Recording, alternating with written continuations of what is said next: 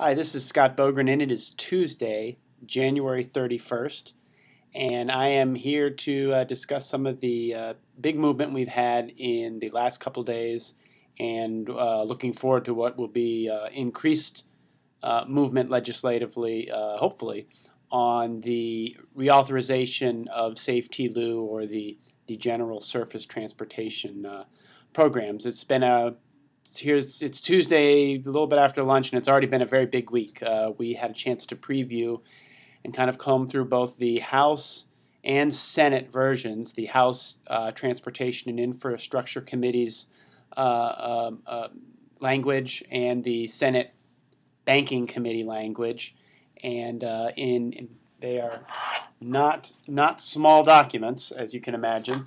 And we've kind of looked through those, and it looks right now that Thursday, February 2nd, both those committees will be marking up those bills. So we will, as soon as they have fully marked up versions of those, we'll certainly get those online and notify you, so you can kind of take a look and see what these committees have crafted in terms of language and policy ideas. And from a big picture perspective, I think that when you do get a chance to look at these, you'll find that there is the commitment to the structure and programs that we all have come to know as public and community transportation is there in both the House and the Senate. They both are looking at maintained levels of overall funding with some changes within the programs. And most of the policy that we're seeing here, again, the policy parts of this are, again, within the framework that we can work with, that you'll be comfortable with, and you will see some innovative ideas as well. But the structure and the way things work is I think, held consistent, and that's a good thing. On the specific side, you will see that there are some changes or some differences between what the House and the Senate want from a policy perspective, and also some similarities. For similarities, they both, as we all anticipated, combine the Section 5310 program, New Freedom, and JARC, although they do it in different ways and with different formulas and different kind of stipulations on designated recipients and states. And as that, when that becomes available, we'll certainly send that out to everybody so you can take a look at what the two committees are talking about on that.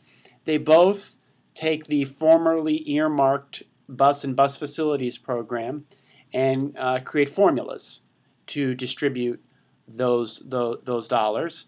In the Senate side, we have some language on operating assistance for transit systems that are above 200,000 in population. Both a version of the 100 bus language seems to be in there, as well as a temporary and targeted language for systems that operate more than 100 buses. So there's some movement there that I think is very important. You will see some innovative in the Senate bill.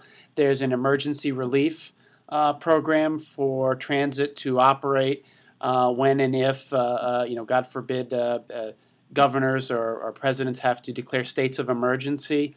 We didn't really have that kind of ability before to pay for those services, for the operations of those services. The Senate has, I think, a pretty interesting idea on covering that. The House definitely looks a lot at new starts and goes through some stipulations on new starts and provides some clarity perhaps to some of the decision making in new starts that I think is interesting.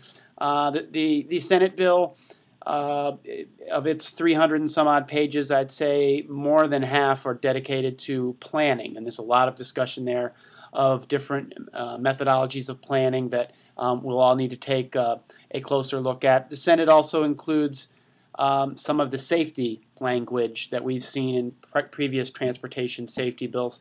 The House does not.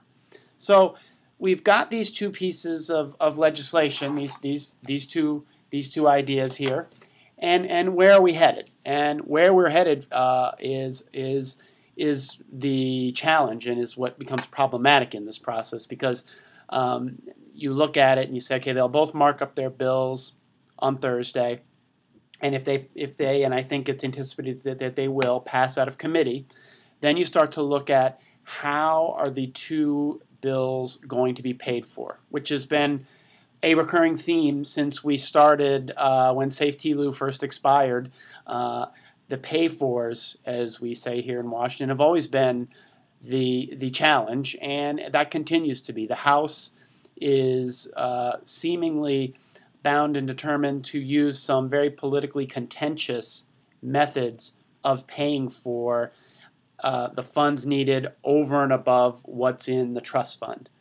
And the House is a 5-year bill, and the Senate is a 2-year bill, so it requires less of those funds, but still also requires $13, $14 billion to be found over and above what's in the trust fund. So should these bills pass out of committee, we still have to look at, on the House side, what's Ways and Means doing with the revenue part of this, and on the Senate side, what's the Senate Finance Committee doing with the revenue part of this. And should they pass out of committee, they'll go to the floor. Should that go well, there's going to be a time when these need to be brought together in a conference, and these two kind of competing concepts. And that's where the clock ticking, the current extension expires March 31st. The clock's ticking. We've got 2 months to make all this happen. That's a lot to get done between now and March 31st. But stranger things have happened. It could definitely happen. It just depends on reaction to the bills, and as well on the pay-fors. How are we going to pay for these bills, and how are we going to pay for what's needed over and above the trust fund? Stay tuned to our website. Follow my Twitter account at CTMag1. We'll be sharing the very latest information we have later this week. I will absolutely notify all of you that we have copies of the two bills for you to peruse and take a look and see what you like and dislike. And I hope you'll share with me. My email is Bogren, Bogren, at CTAA.org. And I hope you'll share with me your thoughts as you take a look at these. Thanks. And as always, if you have any questions, please let me know.